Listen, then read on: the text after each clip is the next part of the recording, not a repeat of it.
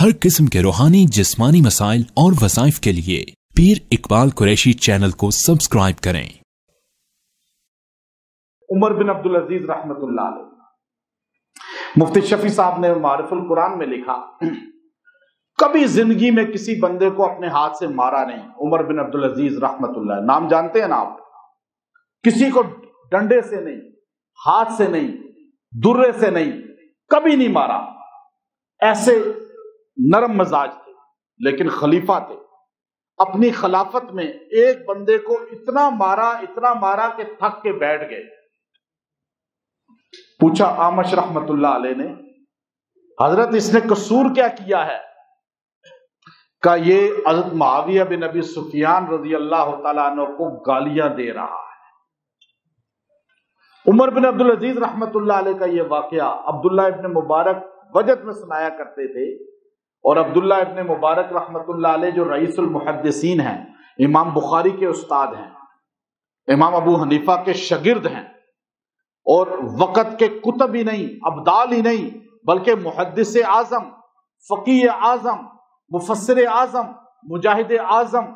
आप वलियों से पूछें कि आपका शजरा कहां जाके रुकता है, वली आपको सारे आपको बताएंगे। चाहे नक्शबंद है, चाहे कादरी है, चाहे चिश्ती है, चाहे सोहरवर्द है, वो आपको कहेंगे अब्दुल्लाह इब्न मुबारक पे जाके शजरा होते हुए शेर खुदा अली तक पहुंचता है।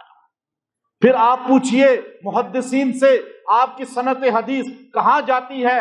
मैं अपनी बयान करूं, कोई भी बड़ा मुहद्दिस हमसे बड़ा बयान करे, उसकी सनत हदीस अब्दुल्ला इब्न मुबारक से होकर रसूलुल्लाह तक जाती है।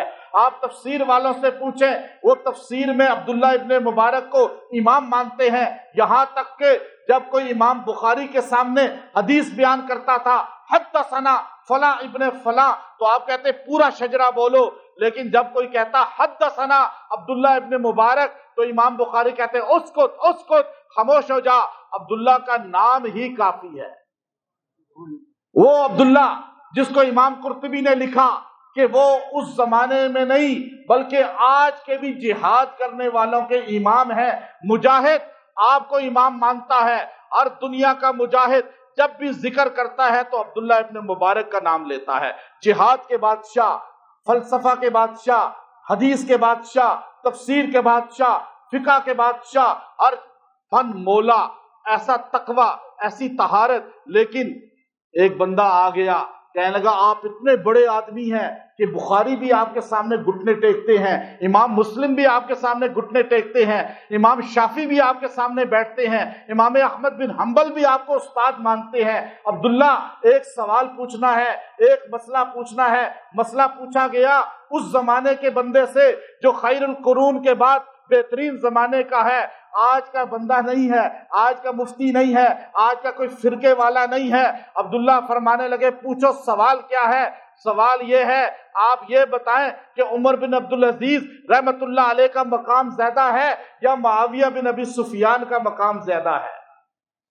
अब्दुल्ला इतने गुस्से में आ गए, चेहरा लाल हो गया, आंखों में खून जैसे उतर आता है, और गजबनाक होकर फरमाया बदबख्त इंसान एक सहाबी का गैर सहाबी से मवाजना करता है।